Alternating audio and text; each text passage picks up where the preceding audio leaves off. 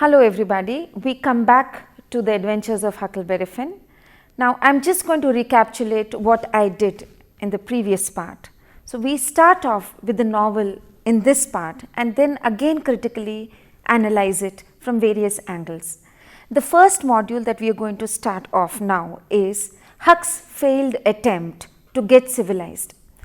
So the last module of the first part was all about how Huck and Tom get into adventures.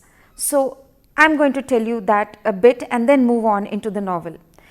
The Adventures of Huckleberry Finn opens by recapturing what happened in the Adventures of Tom Sawyer.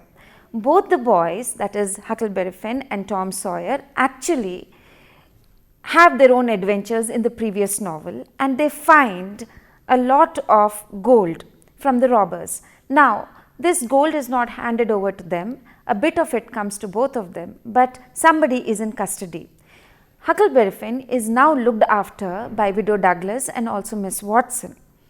Tom Sawyer on the other hand is a young lad, both of them are young lads who loves adventure. Now this novel starts off with from the time when Miss Watson is actually looking after Huckleberry Finn. Widow Douglas, who lives with her, is a very strict woman. She is a disciplinarian and she wants to civilize Huck. Huck is a young lad who enjoys his freedom and does not like the disciplinarian attitude of Miss Douglas. She wants him to go to church, she wants him to go to school, she wants him to learn all kinds of good manners, and that is something which is totally unacceptable to Huck.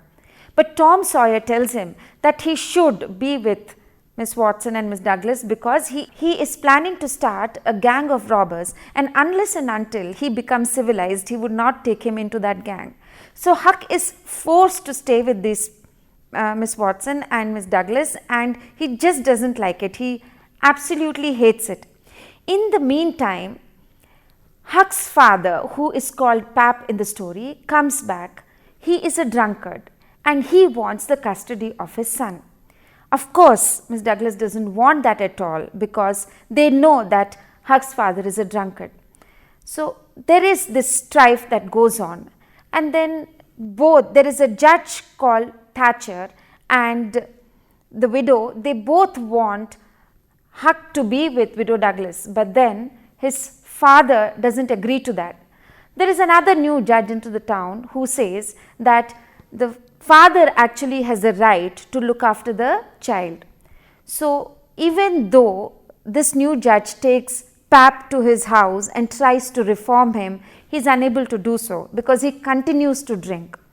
So one fine day, Pap kidnaps Huck and takes him away, and he puts him in a cabin across the river in St. Petersburg.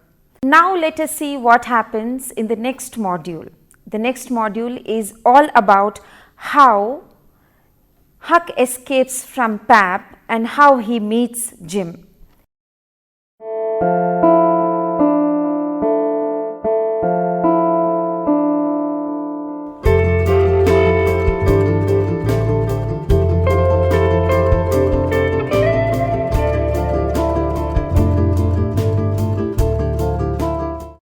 As I said, Huck's father was a drunkard and he used to ill-treat him, and as I have already mentioned that he keeps him in a cabin across the river in St. Petersburg. Whenever Pap goes out of the cabin, he locks the cabin. When he comes back to the cabin, he is obviously drunk and he starts beating up Huck. Huck is of course tired of all these beatings and he is worried that they would never reduce. In fact, they would keep increasing as the days go by. So he decides to somehow escape from the cabin. So one day what he does is he kills a pig and then he smears the blood of the pig all over the cabin and finally manages to escape. He tries to show Pap that somebody has actually killed him. So he goes away from the cabin and he hides in an island which is right in the middle of the river called the Jackson's Island. There in the Jackson Island, he sees that people are actually searching for his body in the waters, and obviously they don't find any.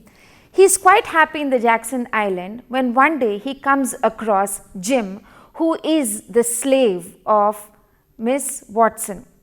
Now, Jim has escaped from Miss Watson because he has overheard Miss Watson saying that she would sell Jim off to some other people. And what he has understood from that conversation is that these people are not good. And moreover, Jim would be separated from his wife and his children, and that is something which he never wanted. So, to escape from all these problems, Jim also runs away from Miss Watson's house, and both Huck and Jim meet on this Jackson Island. They both team up, and Huck is uncertain about the legality or the morality of whether he can really help Jim in escaping, because as I said earlier in the first part, Huck is brought up in a society where it is okay to treat the blacks as commodities, and they are taught that whites are a definitely superior race and that the blacks need not be given importance and that they are always slaves. So here is Jim in front of him, and he wishes to save Jim, and still he has a nagging doubt in his mind whether what he is doing for Jim is really right or wrong. But nevertheless, he listens to his conscience and he helps Jim to escape to freer states. While they are camping on the island, there is a storm in the Mississippi River, and a raft which has a house on it comes and hits across the shores of the Jackson Island. Both Jim and Huck try to ransack whatever there is in this raft. There they see a dead man, but Jim does not allow Huck to see the face of this man. Although the experience on the island is extremely happy, but both Huck and Jim cannot stay there for a long time, because Huck learns from a woman that people around know that Jim has escaped, and they have seen smoke rising from Jackson's Island. So most probably they think that Jim is hiding there. So now this island is not a really safe place for both Jim and Huck to live. They think of moving away from the island, so they start moving down on a raft on the Mississippi River towards freer states. What they think is they would travel down to the Ohio River, that is the mouth of the Ohio River. From there they would take a steamboat which would take Jim to the freer states in the north. After several days of travel, they pass St. Louis and they have a close encounter with a gang of robbers and a wrecked steamboat. They manage to escape the robbers somehow. But during a night, there is a thick fog. As I said earlier, they were moving towards the mouth of the Ohio River, and due to this fog, they are unable to see and recognize the mouth of the river, and they drift away. So they lose track of where they are going because of this heavy fog. There they encounter a group of men who are actually searching for an escaped slave. Now there is a moral conflict in Huck's heart, because the people are actually searching for Jim. So he asks Jim to cover himself, and he tells a lie to the people who are actually searching for Jim. He tells them that Jim is actually his father, who is suffering from smallpox. Of course, the men get really scared because they are scared that they would contract the disease. So they give him some money and they move away. So in this way, Huck actually saves Jim from trouble. Unable to backtrack to the mouth of the Ohio River, they both move down along the Mississippi River. The next night, a steamboat comes and hits into their raft, and Huck and Jim are separated. The next module finds Huck with families of the Grangerfords as well as the Shepherdsons. He also encounters the Duke and the Dauphin.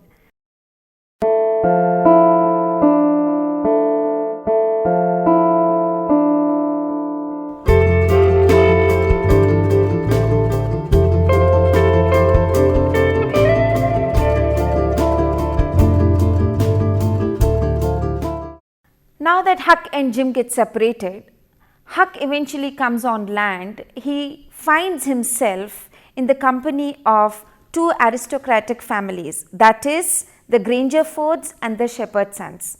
He lives with the Grangerfords, but both the families are locked in a bitter feud because of some silly reason. The reason being that the Grangerford's daughter elopes with the son of the shepherd's son. Now, there is a bitter quarrel that ensues between the two, and many people die. Many members of the family are actually killed because of this hatred that they have for each other. While Huck is caught up in this feud, Jim comes to his rescue with the repaired raft, and now both of them hurry away and start moving down the river once again. A few days later, as they are traveling down the river, they rescue a pair of two men who were actually being chased by armed bandits. Both these men are actually con artists. They try to cheat others, they rob others. They both introduce themselves as the Duke and the Dauphin. The first man tells that he is an English Duke, and the second one tells that he is the long lost heir to the French throne. He calls himself the Dauphin. Unable to tell the white adults to really leave the raft, Jim and Huck have no other go but to take them along with them. Coming into one town, these two people overhear a story of a man called Peter Wilkes, who had recently died and had left his property to his two brothers who were coming from England. Now the Duke and the Dauphin enter this town and start pretending that they are the brothers who had come down from England. Obviously, people do not recognize them. So the sisters of Peter Wilkes, who had died and left his money to his brothers, they start believing in him. They start liquidating the property. But then Huck feels that both of them are con artists and they were cheating the sisters. Now, the people of the town are also skeptical about these two, that is the Duke and the Dauphin. But before anything can really happen, Huck steals all the gold that the Duke and Dauphin had taken from the sisters, and he puts this money into Peter Wilkes' coffin. Now, Huck wishes to tell the truth about the Duke and the Dauphin to one of the sisters. At that time, the real brothers come from England, and obviously there is a lot of confusion and people are unable to understand who are the real brothers of Peter Wilkes. So, in this ensuing confusion, the Duke and the Dauphin escape, and finally they do find the treasure in the coffin of Peter Wilkes. Huck in this way is able to help the Wilkes sisters. Fortunately for the sisters, they find the gold, but unfortunately for Jim and Huck, both the Duke and the Dauphin again start traveling with them down the Mississippi River. The next module talks about Huck at Phelps' house and how Jim is set free. Let us see how the story proceeds.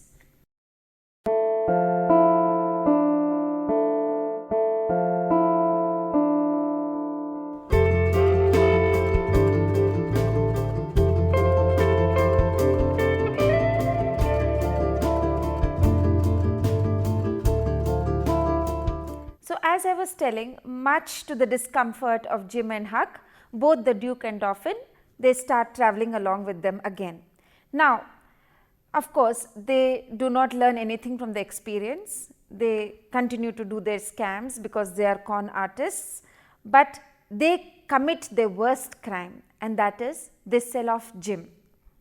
They sell off Jim to a farmer, telling the farmer that he was an escaped runaway slave, and a large reward is being offered for Jim. So, obviously, the farmer takes him, and now Huck is really worried about Jim. He goes in search for him, and he finally comes to the farmer's house. There, to Huck's surprise, the farmer and his wife start calling him Tom. Immediately, Huck recognizes the two and realizes that the farmer and his wife are actually aunt and uncle of Tom Sawyer. So, the uncle's name is Silas and the aunt's name is Sally Phelps. Both the husband and wife are extremely happy to see Huck, but as I said, they mistake him for Tom, and Huck lets them think that he is Tom because he doesn't really lose anything, and he's quite happy with them and they look after him well, and he knows that Jim is with them, and now he starts planning on how he can rescue Jim.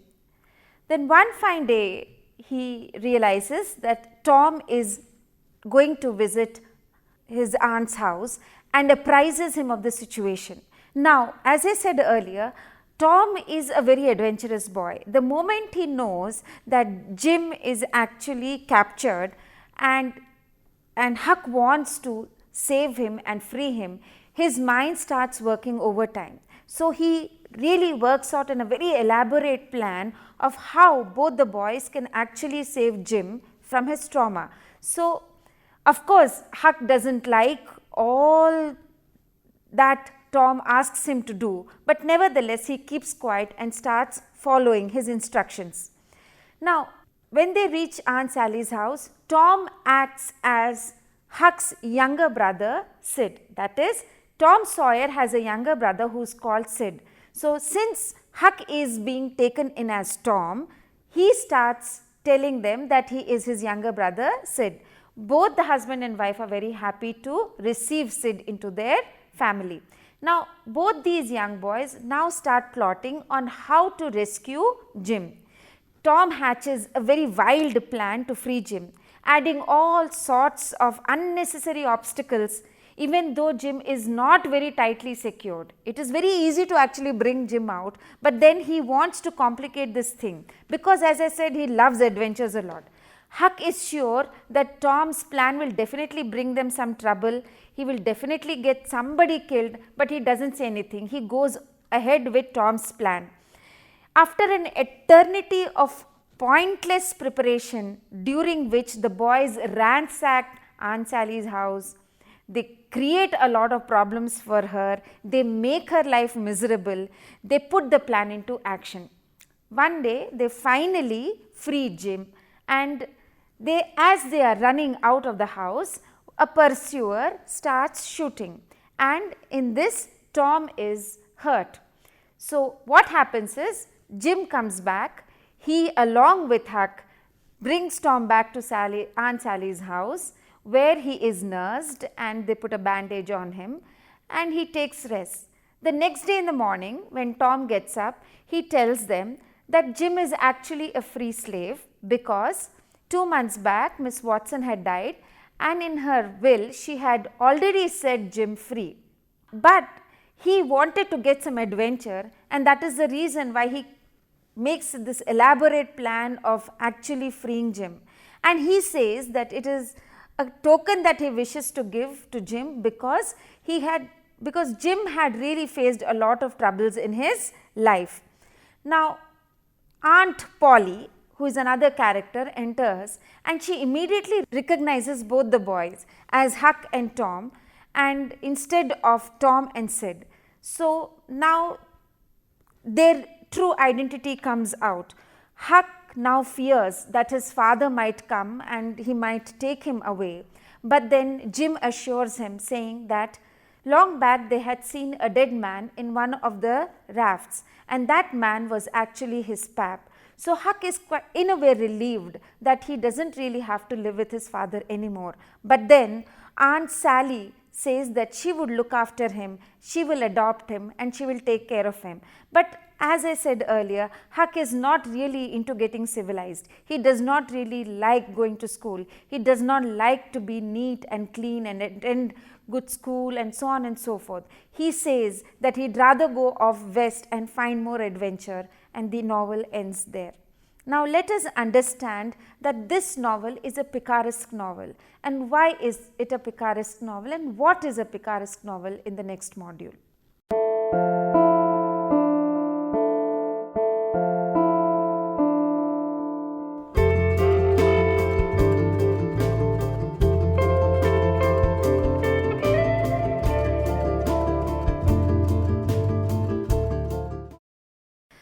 Picaresque novel is actually an adventure story where it involves an anti-hero who is called a Picaro, who wanders around aimlessly without any destination in his mind. Now, Huckleberry Finn is just that. He is a young lad who is wandering down the Mississippi River without any aim in his mind, without any destination in his mind. Of course, there is a motive that he wants to free Jim, but he goes along with Jim because he thinks that freeing Jim is his motive, but he does not really know what he wants. He is escaping from his father, but that he could have done anywhere.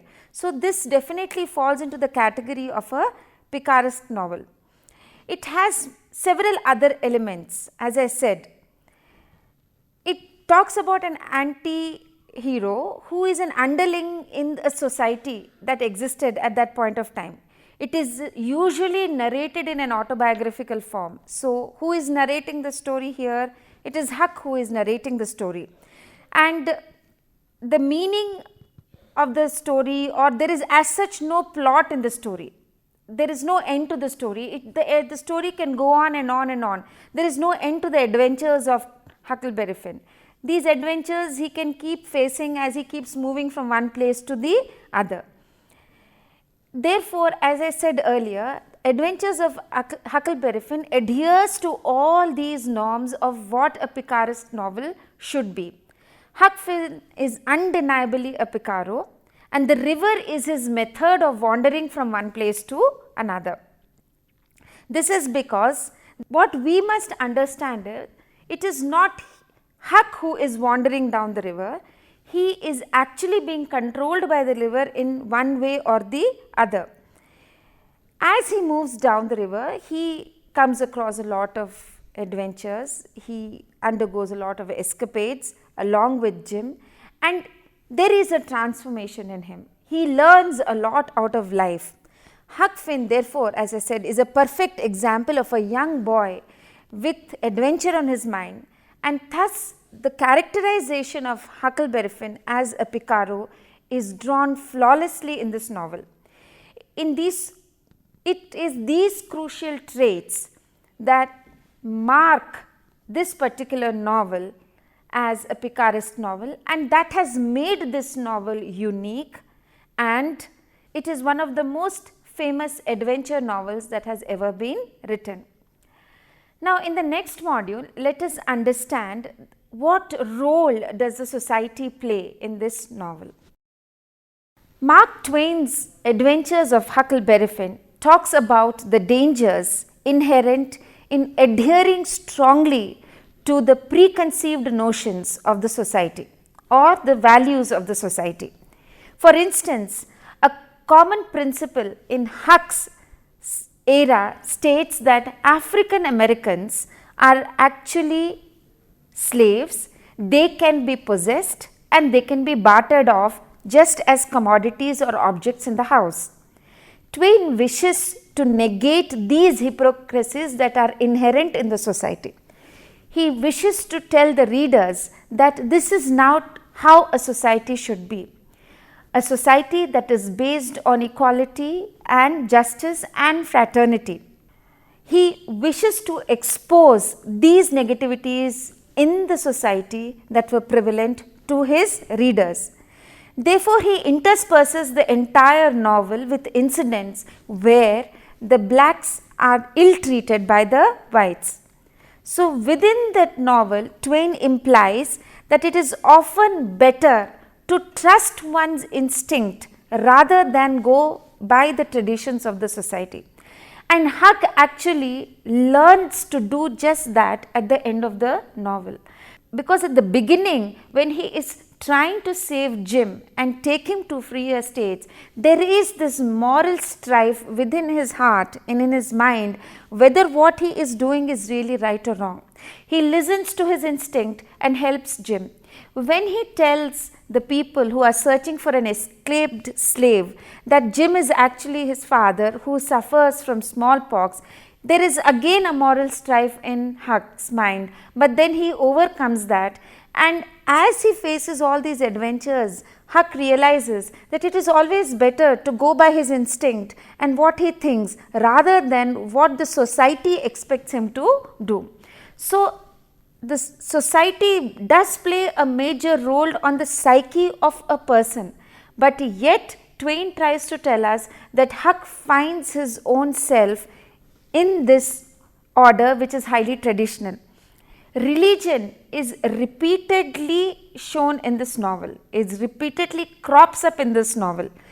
Both Huck and Jim exhibit a great belief in superstitious beliefs rather than religion. This is something that unfolds as the novel progresses.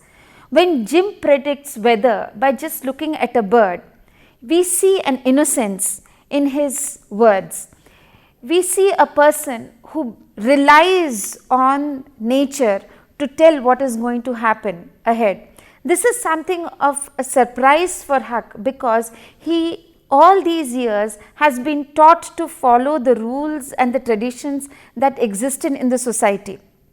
Much to Huck's awe, he is quite surprised how Jim actually interprets the signs around in nature and tells the kind of luck that they are going to face. Therefore, Huck feels free to utilize his natural instincts rather than relying more on the traditions. What Mark Twain tries to teach us in this particular novel when he is talking about the society is that the society that existed in the 1830s and 1840s spoke about racial discrimination openly. People were ill-treated like as slaves. The blacks were not given their rights. The southerners definitely wanted slavery to be there. They never wanted slavery to be abolished because here they were getting people cheap who were there working on their fields. Just because they were being looked after, they felt that the blacks could be exploited. People did not really get their rights. Slavery still prevailed in their hearts and minds of the white people, and the white people continued to belittle the Negroes. In conclusion, we realize that Twain is able to fully illuminate the problems that existed in the society when he was writing the novel. As I said earlier, in the 1830s and 40s, before the Civil War, a situation prevailed where the blacks were ill-treated. Even after the Civil War, the same kind of situation prevailed. So, there wasn't much of a change in the society. Twain presents to the reader the important theme, stating that true wisdom results from the heart and not from the head. And that is what Huck learns through his adventures. Huck is brought up in an atmosphere where he does not know that blacks should be treated well. But as he travels downstream with Jim in his raft, he realizes that Jim is as human as he is. He realizes that Jim is as intelligent as he is, and he starts respecting Jim for what he is. So, he does not really conform himself to the traditional ideas and values. He starts thinking with his heart and he starts thinking with his mind, and that is the growth of Huck. He starts thinking logically and systematically, and that is exactly what Twain wishes to tell his readers in this particular novel, that if we conform ourselves to the so-called traditions, then we cannot move ahead. To move ahead in life, we need to think with our heart and with our mind. Huck shows that organized, book-learned education and religion can never take place of experience, emotion and instinct. That is very important in our lives too. We should never conform ourselves to the societal values. What is right to us, because we all have a conscience in our heart. We all have a mind that thinks, and we all have a heart that feels. So, we are answerable to that conscience, and we should move along with it. We do not ever make mistakes, and that is an eye-opener that Mark Twain is trying to teach us. We need to realize that we have to go by our instinct. We need to listen to our conscience. All the best. I hope you all do well with this lesson. All the best. Thank you very much.